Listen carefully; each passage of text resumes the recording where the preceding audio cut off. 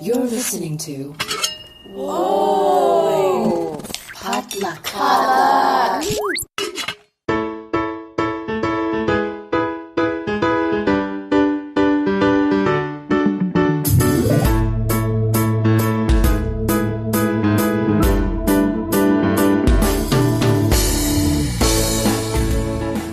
And welcome to Books and Boba, a book club and podcast featuring books by Asian and Asian American authors. My name is Marvin Yue. And I'm Rira Yu. And it is our mid-month episode for the month of March 2018. It's been a while since we last recorded, but holy crap, there is a lot to go through. Yeah, it's because we didn't really go over new releases in our last episode, but that was because I procrastinated and I was not ready. They don't even know that. That's Just true. say That's true. that all of a sudden we were blindsided by a lot of new releases. Well, coming out in the month of March. Marvin went to South by Southwest, so it wasn't like we could have recorded earlier anyway. That's true. So yes, it's my fault. Yes. It's not mid-month anymore. I would say it's more like late. Well, it's our March news episode, so we're going to go through all the new releases of books by Asian and Asian American authors, as well as we've got quite a bit of book news this week too for this episode. Yeah, even this morning I was like, holy crap. Gotta add this to our list. I know. This is in the midst of, as you all know, Rira is a huge figure skating enthusiast, addict. I think they got it, Marvin. And it's currently I always thought that the year of the Olympics that counted as the World Championships, but it doesn't. No way. Okay. But Nathan Chen, he's first right now. Vincent Zhou is third. So Team America is doing really well. I mean, but it's not Olympic gold, so it doesn't really mean anything. I would say World Championships mean more, but... Anyways, you can catch up on all that in our imaginary figure skating podcast. Somehow figure skating shows up in every episode. We should start one. We should find someone just as crazy as you are about figure skating. Hit me up on Twitter. And start a podcast I can produce. That's what I can do. But let's get to it. Before we start, as always, remember that you can join in on the conversation, talk to myself, Reba, and the other members of Books and Boba by joining our Goodreads group. Just go to goodreads.com, and if you're an avid reader, you should already be there. And just search for Books and Boba. Make sure to introduce yourself in the introductions thread. And our book of the month for March is What Lies Between Us by Naomi Munawira. We have about a week until the end of March, so if you have not started yet, like Marvin here, get to it. But if you don't manage to get the book in time, don't worry. We're here. We're a time capsule. You can listen to us after you read the book. It's kind of like, I don't know how to feel. I guess it's fine that people are telling us that, well, I don't listen to your discussion episodes until I read the actual book, which is fine. It's fine. It's fine. But, as long as you listen to us. I'm glad it's there for you to listen to. And we're going to try to have some more timely conversations, such like the news episodes and the interview episodes, more frequently too. So, watch out for those. We're here to offer just another perspective for you to reflect upon your reading. So, yeah, it's really, really on your time. I mean, if you guys want to send us questions, we'll gladly answer them on air. So, you can do that on the Goodreads forums or on Twitter. Yeah, for those of you who are reading along with us and have your thoughts, if you share on Goodreads, it'll probably get on the podcast in some form or another. So, guys, I have a lot of thoughts about this book. I'm on part 4 right now. There's 4 parts. How long is this book? It's around 300 pages. It's not as long. It's not as long as Pachinko or Jade City. I can knock that out in about a couple of days. Yeah, it's a really dark book. I did not expect it to be so dark in the first half, but I thought it was going to be a crime novel, and I guess it technically is, but it's more slice of life. It goes through the main character's life from a girl to an adult. Okay. So it was interesting, and I'm really liking it so far. Okay, that's good.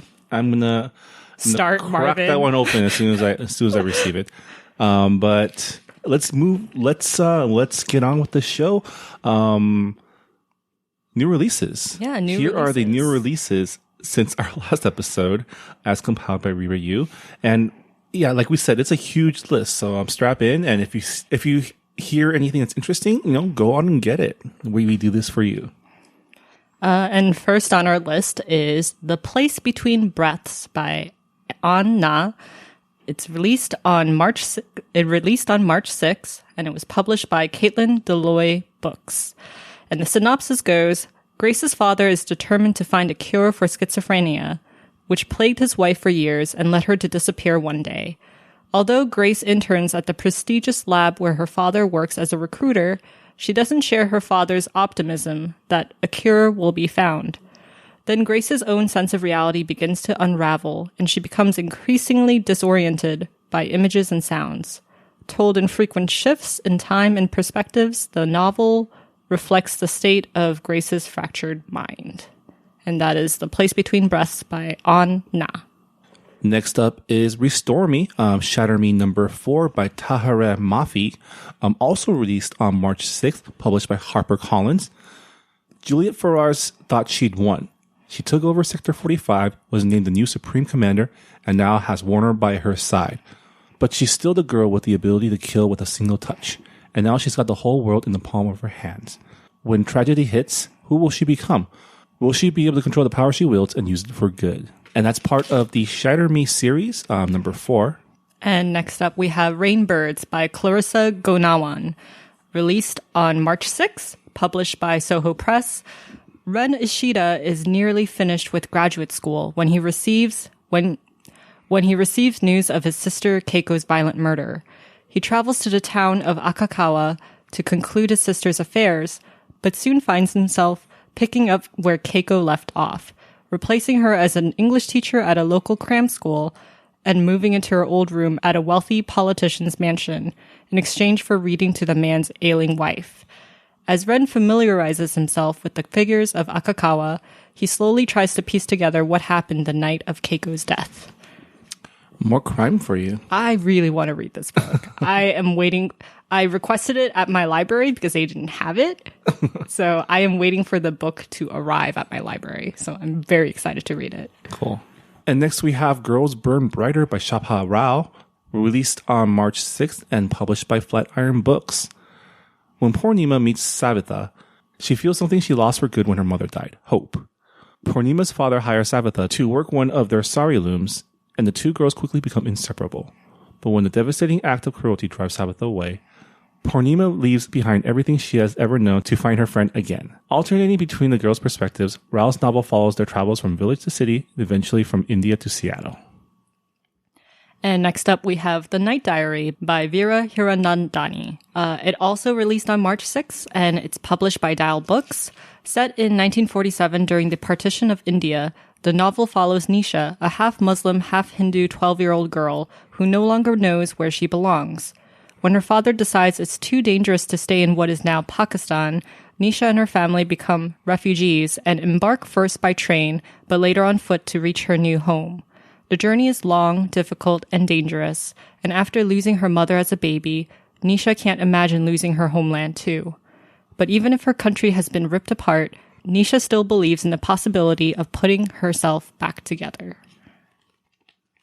Cool. Next up is Paper Sons, a memoir by Dixon Lamb, released on March 6th and published by Autumn House. Set in a public housing project in San Francisco, Paper Sons explores Lamb's transformation from a teenage graffiti writer to a high school teacher working with troubled youth while navigating the secret violence in his immigrant family's past. The memoir is about coming of age as a Chinese American in the hardscrabble streets of San Francisco and asks readers what it takes for a person silenced by exclusion and violence to hold on to hope. Next, we have Hiroshima Boy by Naomi Hirahara, released on March 13th, published by Prospect Park Books. In the 7th and final installment of the award-winning Mas Arai series, retired L.A. gardener Mas returns to Hiroshima to bring his best friend's ashes to a relative on a small island, only to be embroiled in the mysterious death of a teenage boy who is about the same age as Mas when he survived the atomic bomb in 1945.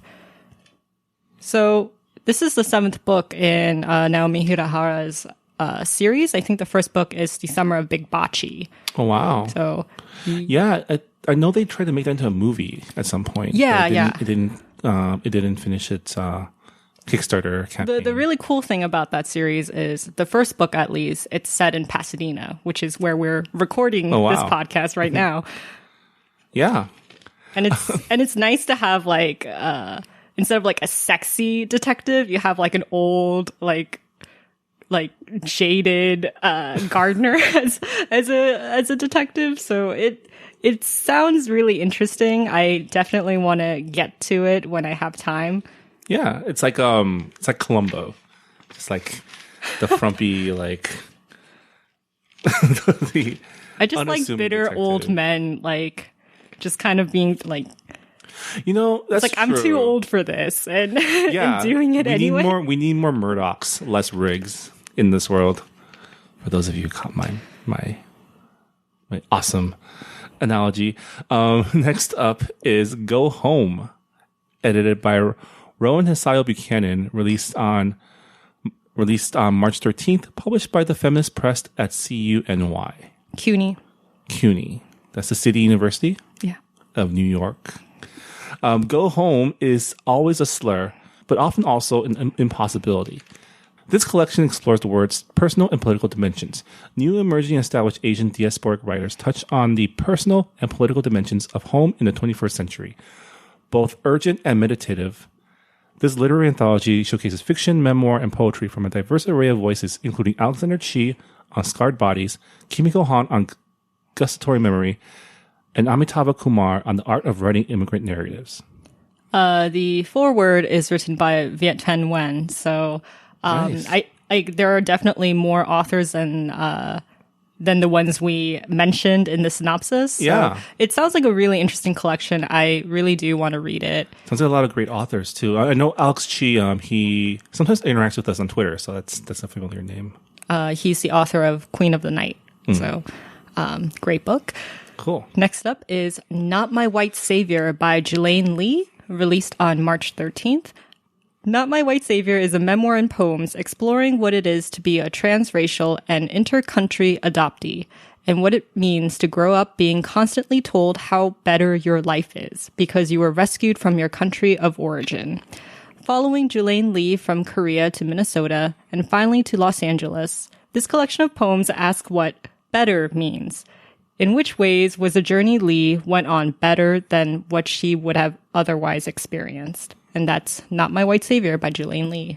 Interesting. Yeah, there's a lot of these emerging narratives now that the adoptees that came in like the 80s are old enough to write and publish books. Yeah.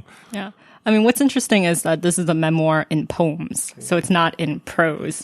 So that is like a very interesting form to tell her story. Yeah. Next up is The Astonishing Color of After by Emily X.R. Pan, released on March 20th and published by Little Brown Books for young readers. In the wake of her mother's suicide, Lee Chen Sanders travels from the U.S. to Taiwan, where she meets her maternal grandparents for the first time. Convinced that her mother has been reincarnated as a great red bird, Lee searches for her mother and winds up chasing after ghosts and uncovering family secrets. And as she grieves, she must try to reconcile the fact that on the same day she kissed her best friend and longtime secret crush, her mother was taking her own life. Pretty heavy for a young reader's book. I've been seeing this book everywhere. Like it's been like listed as like the one of like the top most anticipated books of 2018. So yeah, it's been getting a lot of buzz and I've been hearing a lot of good things about it. Cool. Next up is The Heart Forger by Rin Chupeco, released on March 20th. No one knows death like T or Tia. It's T. Let's say T. A bone witch who can resurrect the dead, she has the power to take life and return it. And she is done with her self-imposed exile. Her heart is set on vengeance, and she now possesses all she needs. With the help of these terrifying beasts, she can finally enact revenge against the royals who wronged her and took the life of her one true love. War is brewing among the kingdoms, And when dark magic is at play, no one is safe. So this is the sequel to The Bone Witch for the people who recognize Rin Chupeco's name. I think it's a duology. I don't know if there's a third book. Let's say it's just the second book in this series. Sounds like shit's going down, though. So if you're interested in what happens to T, the Bone Witch, you should get this book. Next up is Along the Indigo by Elsie Chapman, released on March 20th and published by Amulet Books. The town of Glory is known for two things: businesses that front for seedy, if not illegal enterprises, and the suicides that happen along the Indigo River. Marsden is desperate to escape the bed and breakfast where her mother works as a prostitute, and she wants to give her little sister a better life. To raise funds for their escape, Mars starts skimming cash from the dead bodies that show up along the Indigo River. It's there she runs into Jude, who has secrets of his own and whose brother's suicide may be linked to Mars' own sordid family history. As they grow closer, the two unearth secrets that could allow them to move forward or chain them to the Indigo forever. This sounds like a very eerie book. It's like definitely a mystery vibe that I'm getting. In like small town, like kind of like Ozarksy or Twin Peaks or Quarantine. Yeah. Yeah, I think that's better. That's a better metaphor. Metaphor. Is that right? That's a better... it's late, you guys. Yeah. Next up, we have Bury What We Cannot Take by Kirsten Chen, released on March 20th, published by Little A. The day 9-year-old Sansen and 12-year-old Aliam discover their grandmother smashing a framed portrait of Chairman Mao is the day that forever changes their lives. To prove his loyalty to the party, Aliam reports his grandmother to the authorities, setting in motion a terrible chain of events. Now they must flee their home on Drumwave Islet, which sits a few hundred meters across the channel from mainland China. But when Aliam's mother goes to procure visas for safe passage to Hong Kong, the government will only issue them on the condition that she leave behind one of her children as proof of her family's intention to return. Wow. I wonder how many stories there are about like this. I imagine this happens during the Cultural Revolution. Yeah, definitely. Yeah. Bury What We Cannot Take by Kirsten Chen. Next up, we have Emergency by Mary H.K. Choi. Releases on March 27th, published by Simon Schuster Books for young readers. The synopsis goes, when Penny Lee leaves home to attend University of Texas, she's eager to learn how to become a writer and just be away from her overwhelmingly extroverted Korean mother. She soon crosses paths with Sam, a college dropout and aspiring documentary filmmaker who works and lives at a local coffee shop. Their friendship starts out awkward after Penny catches Sam in a vulnerable moment, but soon the two are texting each other every day and sharing everything from their deepest anxieties and secret dreams without the humiliating weirdness of having to see each other. This sounds like my jam because I have social anxiety and all of my communication is pretty much through text messages, so I can relate. Truly a story for those introverted millennials out there. Everyone texts nowadays. Who calls anymore? So this is basically like the world's longest Tinder exchange. That's what I'm reading. I wouldn't know about Tinder. Next up, we have Arusha and the End of Time by Roshani Chokshi. Releases on March 27th, published by Rick Riordan Presents. 12-year-old Arusha lives with her curator mother at the Museum of Ancient Indian Art and Culture in Atlanta and has a tendency to stretch the truth to fit in at school. One day, 3 schoolmates show up at Aru's doorstep to catch her in a lie and dare her to light the cursed lamp of Bharata. When Aru lights the lamp, she unwillingly frees the sleeper, an ancient demon whose duty is to awaken the god of destruction. To save her mother and friends, Aru must find the reincarnations of the 5 legendary Pandava brothers and journey through the kingdom of death. Wise. A very whimsical middle grade novel by Roshani Chokshi. Yeah, it's like what's that Ben Stiller movie, Night in the Museum, but like with scarier demons. Roshani Chokshi is the author of The Star-Touched Queen and A Crown of Wishes, and they're both pretty great books, so go check them out. Awesome. Next up, we have The Beekeeper, Saving the Stolen Women of Iraq, written by Dunya Mikhail, translated by Max Weiss. Releases on March 27th, and it's published by New Directions. Written by the acclaimed Iraqi poet and journalist Dunya Mikhail, The Beekeeper tells the harrowing stories of several Yazidi women who managed to escape the clutches of the Daesh, the Islamic State. Mikhail extensively interviews these women who have lost their families and have been sexually abused, psychologically tortured, and forced to manufacture chemical weapons. And as their tales unfold, an unlikely hero emerges. A beekeeper who uses his knowledge of the local terrain, along with a wide network of transporters, helpers, and former cigarette smugglers, to bring these women through the war-torn landscapes of Iraq, Syria, and Turkey back into safety. Wow. It seems really outlandish, but this is a nonfiction, right? Yeah, this is a nonfiction novel. Crazy. Which is really sad. Yeah. Yeah. I wonder, like, The Beekeeper is like the perfect name for like a Hollywood movie too. So maybe, I don't know. I'm glad that stories like these are coming out in publishing. Yeah. I mean, there's heroes everywhere. I mean, no matter what you believe, people ultimately want to be good people. Most people. Not all people. Some people are just jerks. I can't imagine like interviewing these women. Like it must have been very, very hard. And also like, it's really brave of these women to come forth and share their stories because they are like at risk even after escaping. So it's definitely a heavy book. Probably something that you can't read in one sitting. Yeah. Keep tissues ready. Get ready for breaks. Lots of breaks. And finally, the last book in our list is Reflection by Elizabeth Lim, released this on March 27th and published by Disney Press. That's right, Reflection. And if the first thing you thought about is Mulan, then you are correct. This is a Mulan book. When Captain Shang is mortally wounded by Shang Yu in battle, what? Mulan must travel to the underworld, Diyu, I must say in Chinese, in order to save him from certain death. But King Yama, the ruler of Diyu, is not willing to give the captain up easily. With the help of Shang's great lion guardian, Shishi, Mulan must traverse Diyu to find Shang's spirit, face harrowing obstacles, and leave by sunrise, or become King Yama's prisoner forever. Moreover, Mulan is still disguised as the soldier called Ping, wrestling with the decision to reveal her identity to her closest friend. So is this like a alternate reality? Or like concurrent? Does this take place during their training montage? I don't know. I guess you have to read the book to know. And this is just Oedipus, isn't it? It's Oedipus / like the Japanese creation myth with Izanagi, Inami / Hercules. Why King Yama? Why not Hades? Why not just make it crossover like Kingdom Hearts? No.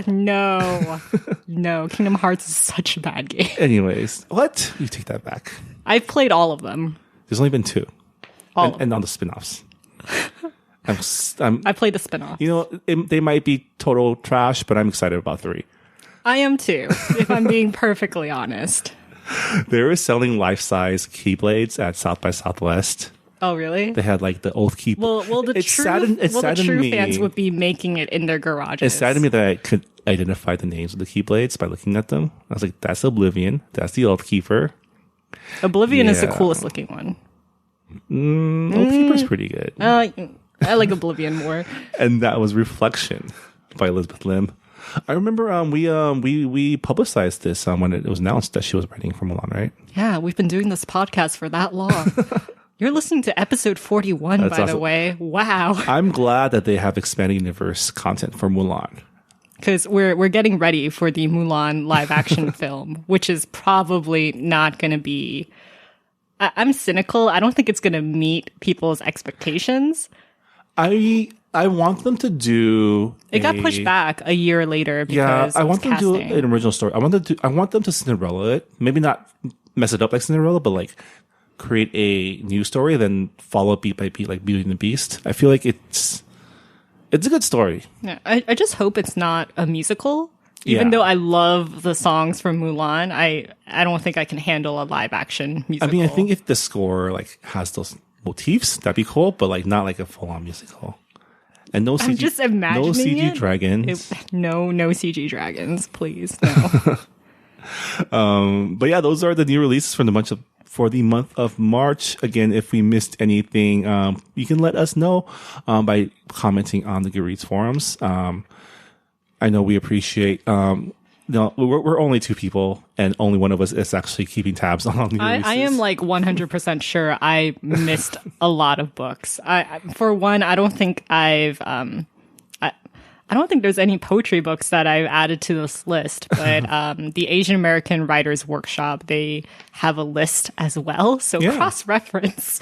I mean, we provide this as a service for our listeners just to let you know, check out all these great Asian American written books out there that you can be reading for a change of pace. So, if there's something on this list if there is something on this list that caught your fancy, you're welcome.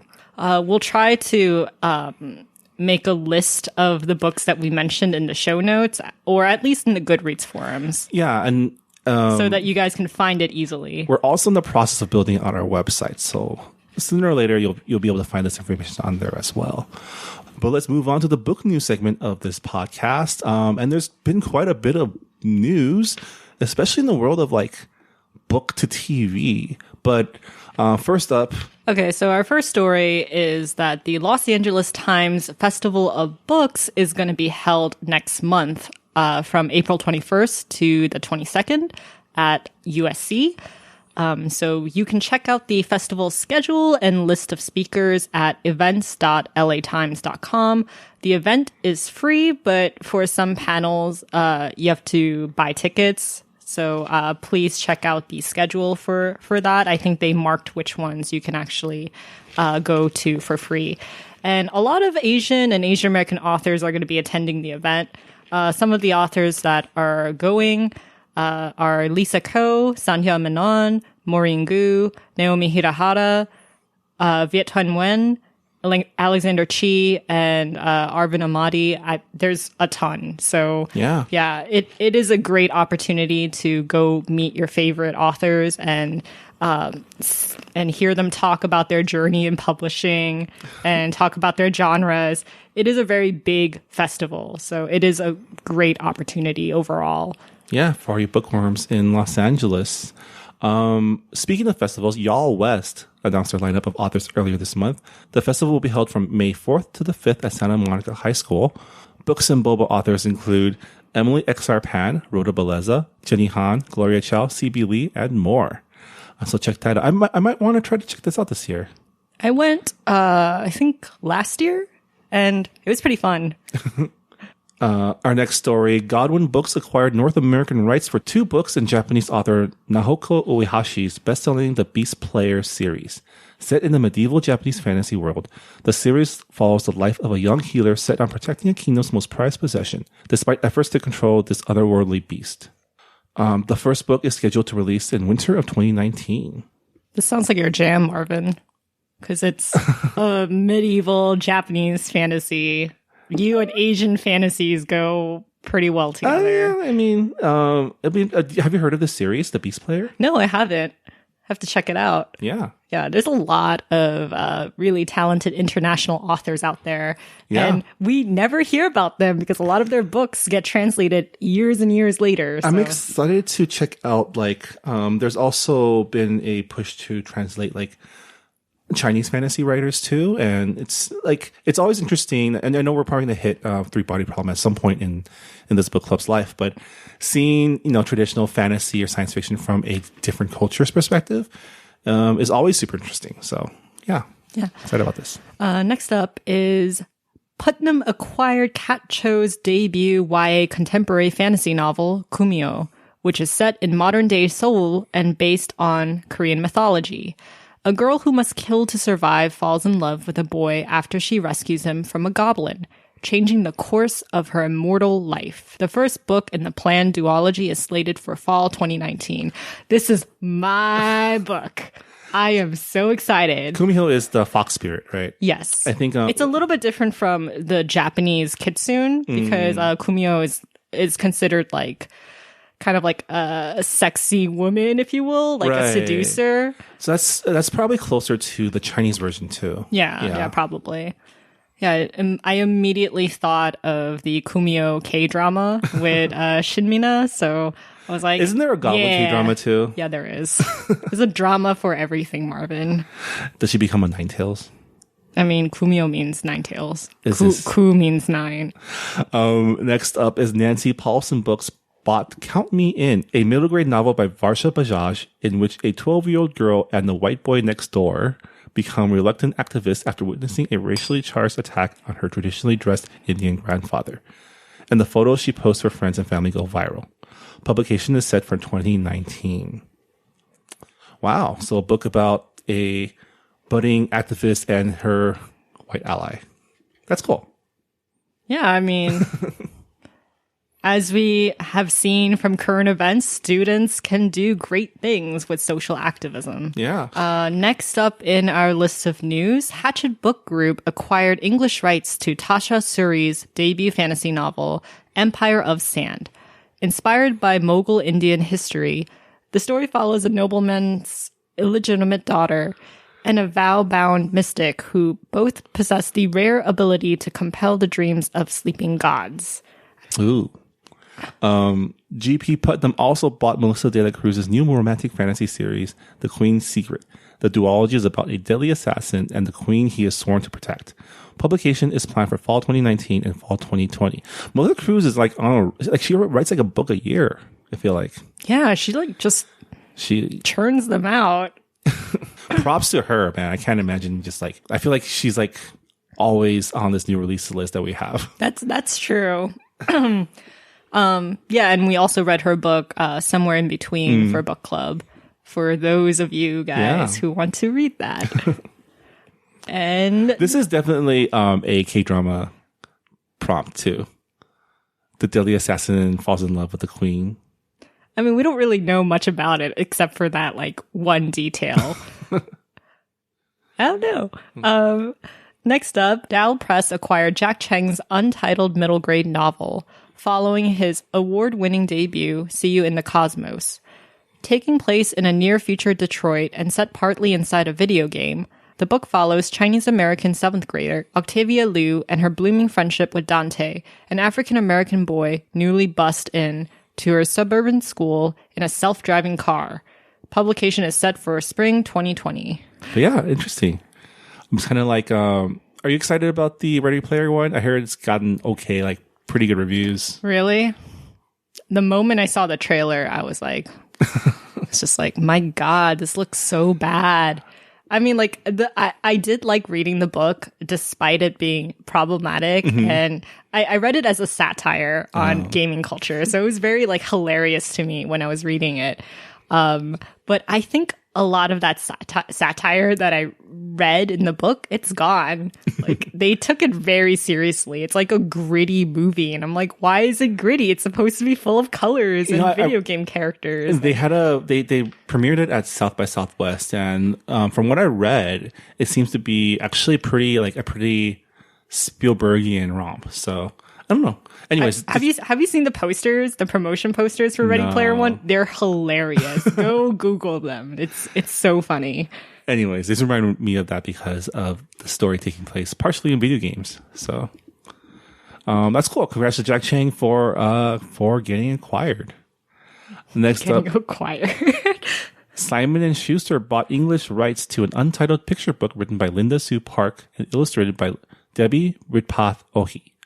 The book is part of Ohi's Broken Crayon Doodle series and features determined robots, intrepid kids, and a wild assortment of items all emerging from crayons. Publication is slated for fall 2019. Linda Sue Park is the author of A Single Shard, which won the Newbery Medal when it released. I think it released a couple of years ago.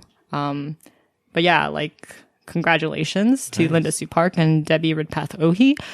Next up, in an interview with Sci-Fi Wire, Sarah Kuhn revealed that there will be 3 more full-length novels in the Heroine series after Heroine's Journey, which is the 3rd book in the series that follows B. There will also be an ebook novella releasing in July 2019 that ties the 2 trilogies together. That's awesome. Congrats to Sarah Kuhn. If listeners might remember that the first book of this series, Heroine Conflicts, was our inaugural Books and Boba book club pick. And Sarah Kuhn actually did join us for our first discussion. Not on the air, but We also interviewed her on air. We have an episode on that. And it's really funny because we talked to her about Heroine's journey and about like B, who is Evie Tanaka's younger sister, who is really bratty in the first book. And I guess in the third book, she's more grown up. And I think I think a couple of years had passed from what Sarah had told us last time. It's so great that she has 3 more books in the series. I know. She essentially has like a cinematic universe worth of movies now that she can make from the Heroine series. She's like expanding on the Asian superhero genre. Yeah. Or this could be a 6-season, 6 seasons HBO in a movie? prestige show. That's awesome. Congrats to Sarah Kuhn. She just released I think along with this interview, she released the cover for Heroine's Journey, which looks pretty good. Yeah. You'll notice a dog in that cover, and that dog is Fitzwilliam Waffles, who is like the mascot of the Red Bodice, which is a romance bookstore in SoCal. So yeah, it's a really, really good cover. It's gorgeous, just like the other covers of the series. Yeah.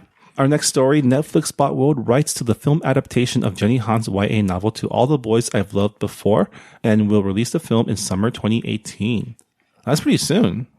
Yeah, I know. We're getting To All the Boys I've Loved Before and Crazy Rich Asians this summer. It's to be the summer of Asian American rom-coms. We're going to take over all of your screens. The movie is directed by Susan Johnson, screenplay by Sofia Alvarez, produced by Awesomeness Films and Overbrook Entertainment, and stars Lana Condor and Noah Centineo. Lana Condor played Jubilee in one of the X-Men movies. She was kind of edited out. I'm not sure how much screen time she had. The Apocalypse one, right? I haven't seen that one yet. But she's also in the upcoming James Cameron movie, Alita Battle Angel, which is based on a manga. Yeah, I saw the trailer for that. Interesting. Yeah, it does look interesting. I don't know what to make of it, and I haven't read the manga. Yeah. I don't know. I'll give it a chance. At least it isn't like completely whitewashed, which is good. That is true. I was so worried about that when I heard that it was based on a manga. Yeah. But that's exciting. I remember, this deal was just announced last year, so. Yeah, it's moving very quickly. It's moving very quickly. And our last piece of news is Hulu won the bidding war for the TV adaptation of Celeste Ng's Little Fires Everywhere. Reese Witherspoon and Kerry Washington are the executive producers, and they're also starring in the series. This was kind of This was a huge deal. Yeah, this was a really big deal. I mean, Celeste Ng now is like 2 for 2 for her books adapted into like movie/TV. Oh, that's right. Because everything, everything I Never Told You is also being made into a movie, which we reported last month, 2 months ago. Yeah. When it happened. But yeah, Reese Witherspoon and Kerry Washington, those are like big names. And I'm guessing they're playing the 2 main matriarchs, right? I'm not sure about Kerry Washington. I don't know. Like it's hard to say like which characters they will play.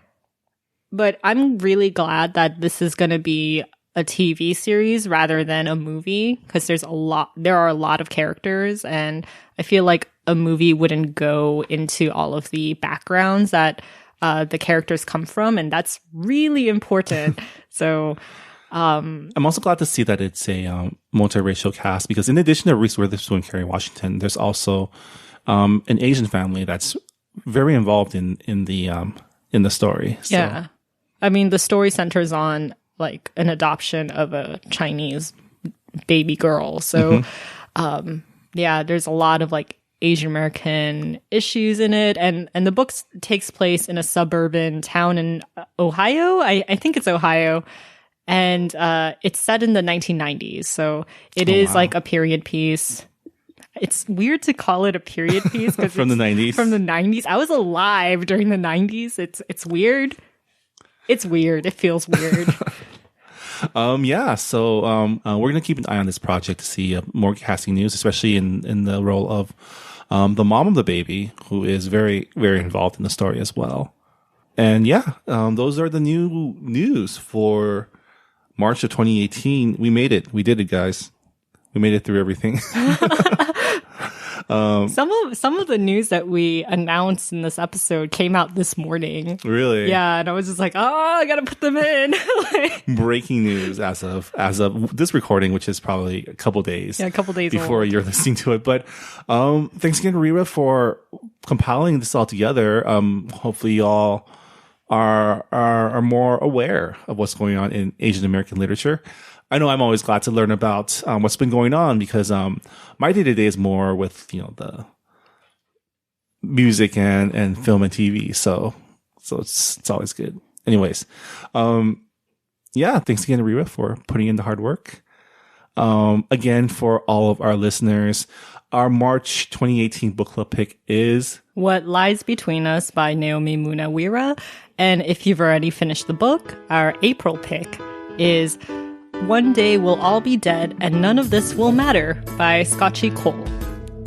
So you can get a head start on that if you finish our March book club pick. That's a memoir, right? It is a memoir, and I've heard that it's hilarious. And if you have interesting pieces of news to bring to the table, please join us on our Goodreads forums. We always love having more people to interact with and talk books with.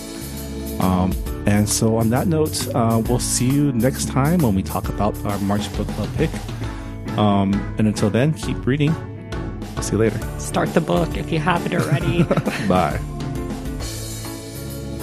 This episode of Books and Boba was hosted by Marvin Yuet and reviewed and edited by Marvin Yuet. Books and Boba is a proud member of the Potluck Podcast Collective, a collective of Asian American hosted podcasts featuring unique voices from the community. If you like Books and Boba, you might also like Saturday School, a podcast about Asian American film history, hosted by film journalists and scholars Ada Sang and Brian Hu. Catch up with the podcast before they start their upcoming 4th season.